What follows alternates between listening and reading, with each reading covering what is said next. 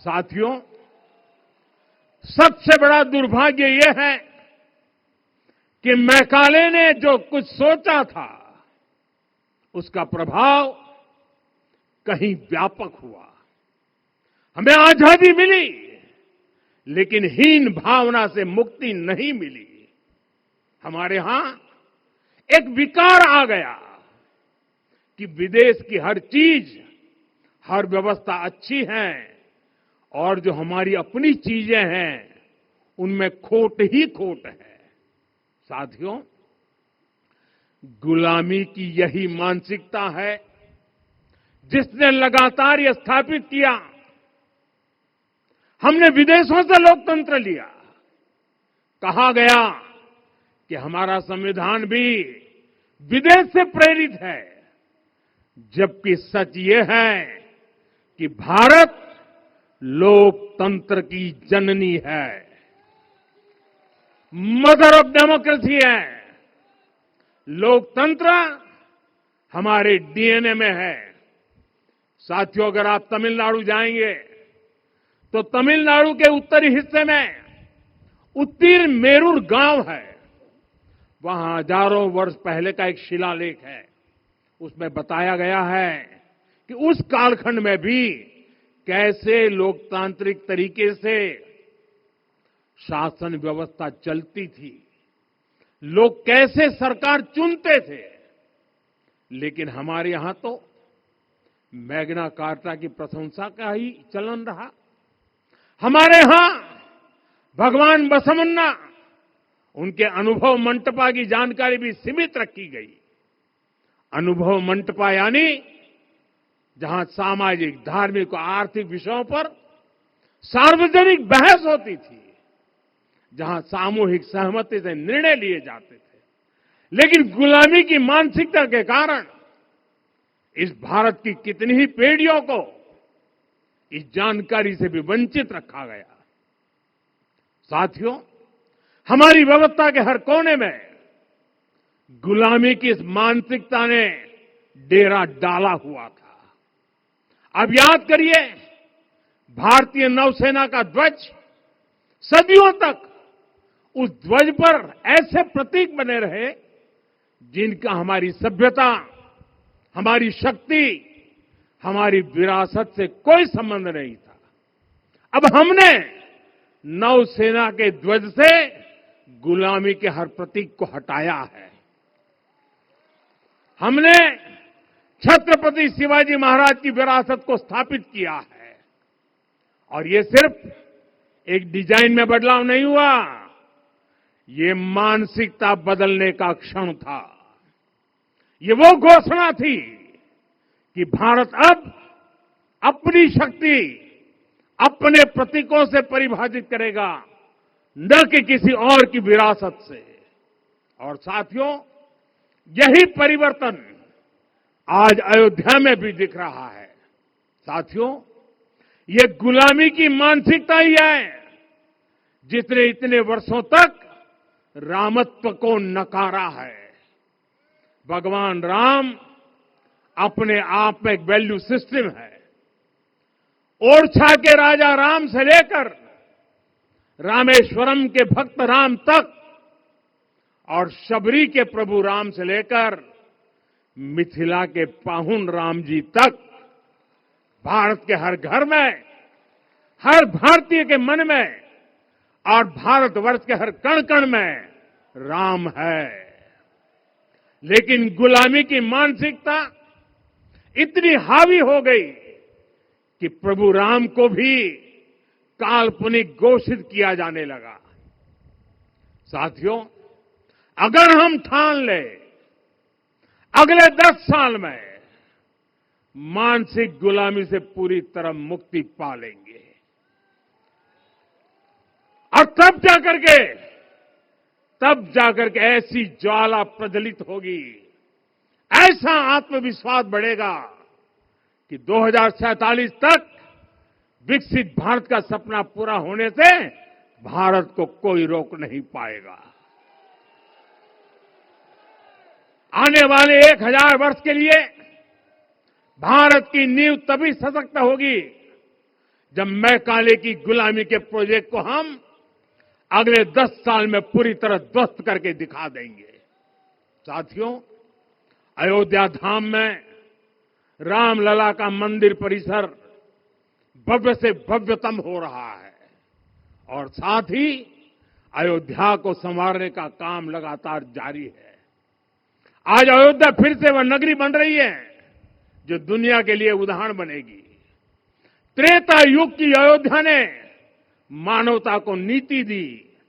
21वीं सदी की अयोध्या मानवता को विकास का नया मॉडल दे रही है। तब अयोध्या मर्यादा का केंद्र थी, अब अयोध्या विकसित भारत का मेरुदंड बनकर उभर रही है। साथियों, भविष्य की अयोध्या में पौराणिकता और नूतनता का संगम होगा। सरयू जी की अमृत धारा और विकास की धारा एक साथ बहेगी। यहां आध्यात्म और आर्टिफिशियल इंटेलिजेंस दोनों का तालमेल दिखेगा। राम पथ, भक्ति पथ और जन्मभूमि पथ से नई अयोध्या के दर्शन होते हैं। अयोध्या में भव्य एयरपोर्ट है। अयोध्या में आज शानदार रेलवे स्टेशन है। वंदे भारत और अमृत भारत एक्सप्रेस जैसी ट्रेनें अयोध्या को बाकी देश से जोड़ रही हैं। अयोध्या वासियों को सुविधाएं मिले, उनके जीवन में समृद्धि आए, इसके लिए निरंतर काम चल रहा है। साथियों, जब से प्राण प्रतिष्ठा हुई है तब से लेकर आज तक करीब करीब 45 करोड़ श्रद्धालु यहां दर्शन के लिए आ चुके हैं। ये वो पवित्र भूमि है जहां 45 करोड़ लोगों के चरण रज पड़े हैं और इससे अयोध्या और आसपास के लोगों की आय में आर्थिक परिवर्तन आया है, वृद्धि हुई है। कभी अयोध्या विकास के पैमानों में बहुत पीछे थी। आज अयोध्या नगरी यूपी के अग्रणी शहरों में से एक बन रही है। साथियों, 21वीं सदी का आने वाला समय बहुत महत्वपूर्ण है। आजादी के बाद के 70 साल में भारत विश्व की 11वीं सबसे बड़ी अर्थव्यवस्था बना। 70 साल में 11वीं। लेकिन पिछले 11 साल में ही भारत विश्व की 5वीं सबसे बड़ी अर्थव्यवस्था बन चुका है। और वो दिन दूर नहीं जब भारत विश्व की 3री सबसे बड़ी अर्थव्यवस्था भी बन जाएगा। आने वाला समय नए अवसरों का है, नई संभावनाओं का है और इस अहम कालखंड में भी भगवान राम के विचार ही हमारी प्रेरणा बनेंगे। जब श्री राम के सामने रावण विजय जैसा विशाल लक्ष्य था, तब उन्होंने कहा था, सौरज धीरज ते ही रथ चाका, सत्यशील दृढ़ ध्वज पताका, बल विवेक दम परहित गोरे, क्षमा कृपा समता रजु जोरे। यानी रावण पर विजय पाने के लिए जो रथ चाहिए, शौर्य और धैर्य उसके पहिए हैं, उसकी ध्वजा सत्य और अच्छे आचरण की है, बल, विवेक, संयम और परोपकार इस रथ के घोड़े हैं। लगाम के रूप में क्षमा, दया और समता है जो रथ को सही दिशा में रखते हैं। साथियों, विकसित भारत की यात्रा को गति देने के लिए ऐसा ही रथ चाहिए, ऐसा रथ जिसके पहिए शौर्य और धैर्य हो, यानी चुनौतियों से टकराने का साहस भी हो और परिणाम आने तक दृढ़ता से डटे रहने का धैर्य भी हो। ऐसा रथ जिसकी ध्वजा सत्य और सर्वोच्च आचरण हो, यानी नीति, नियत और नैतिकता से समझौता कभी न हो। ऐसा रथ जिसके घोड़े बल, विवेक, संयम और परोपकार हो, यानी शक्ति भी हो, बुद्धि भी हो, अनुशासन भी हो और दूसरों के हित का भाव भी हो।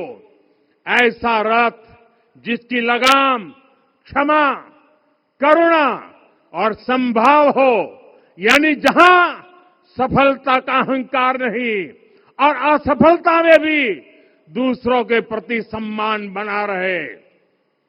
और इसलिए मैं आदरपूर्वक कहता हूं, ये पल कंधे से कंधा मिलाने का है, ये पल गति बढ़ाने का है।